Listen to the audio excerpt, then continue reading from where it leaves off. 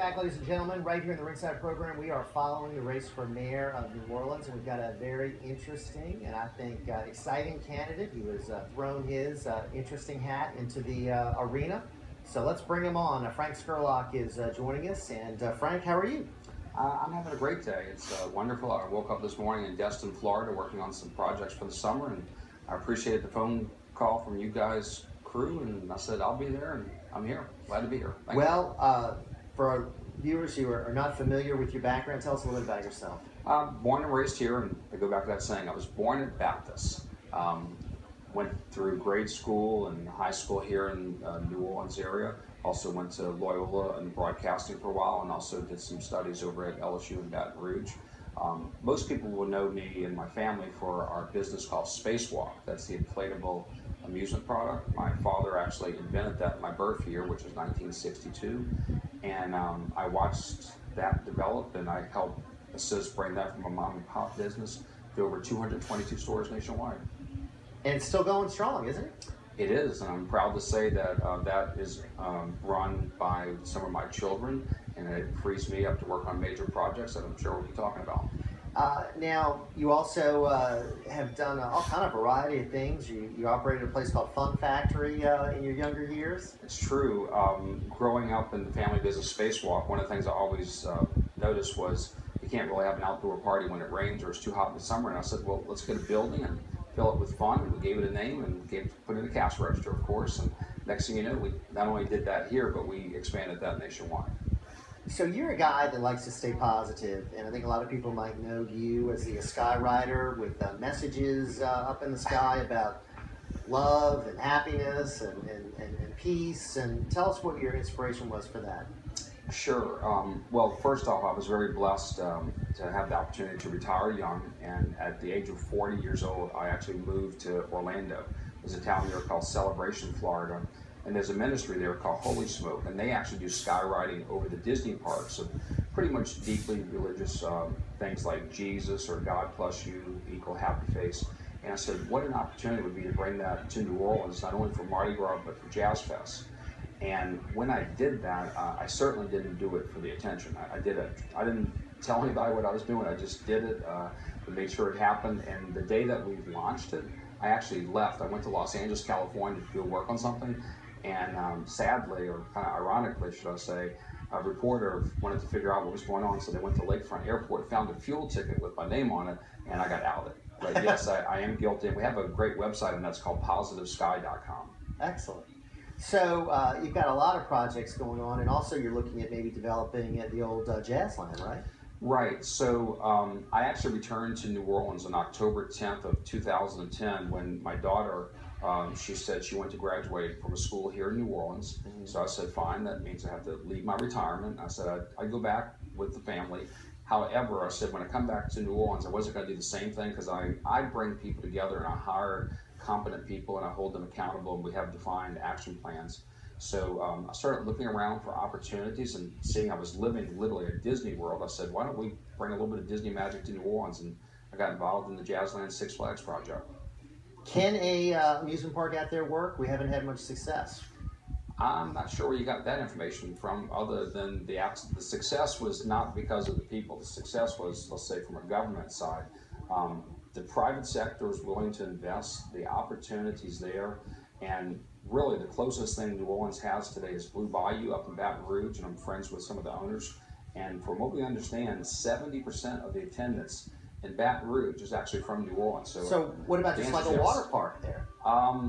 Well, as part of our master plan, you can't do the water park at the existing site.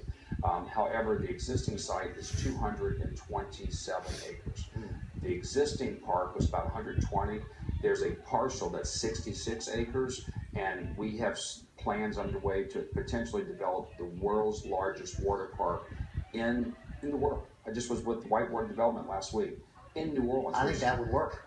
Well, with the steam box and the sweat box for 100 days of summer, I'm certain it would work. Yeah, because I agree with you about Blue Bayou. I used to bring my kids up there all the time and see people we knew because it was the closest thing. Exactly. Let's talk about your race for mayor. Why are you doing this?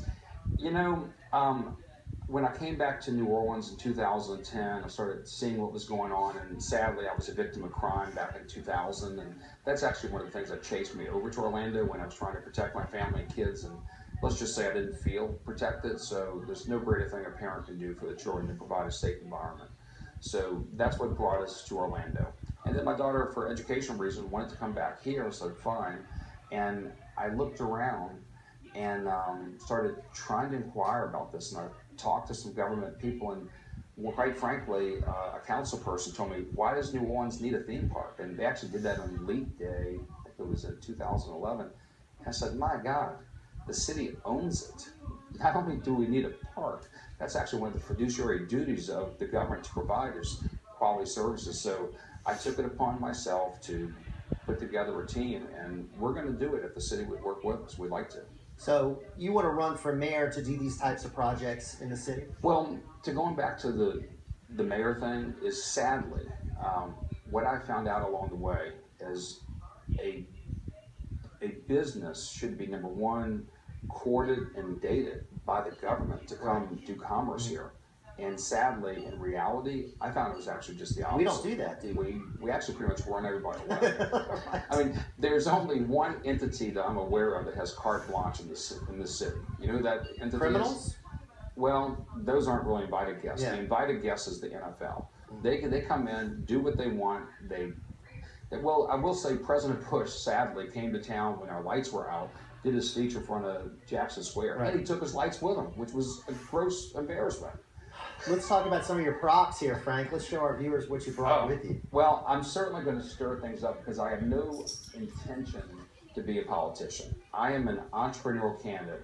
To the likings, let's say, potentially of Donald Trump, although I certainly have issues with the administration, but I do believe in action and at least going positive. So one of the things I saw down in Florida this morning was this nice little gumbo stirrer, and I said, I'm going to put this in our mayor's for office here just to stir things up. Now at Sam Barth, I will say this, if you're familiar with that, it was a private boys school. If you did something wrong, you got paddled. And we had some amazing people that went to that school that held them accountable. So that's my gumbo stirrer for the city. And also, I'm a big believer in not only made in America, but made in New Orleans. And so this is something that really touched my heart. It says forged in the USA, and we're going to hang this here. And that's where we're going to hang our hats. It's going to hang our coats.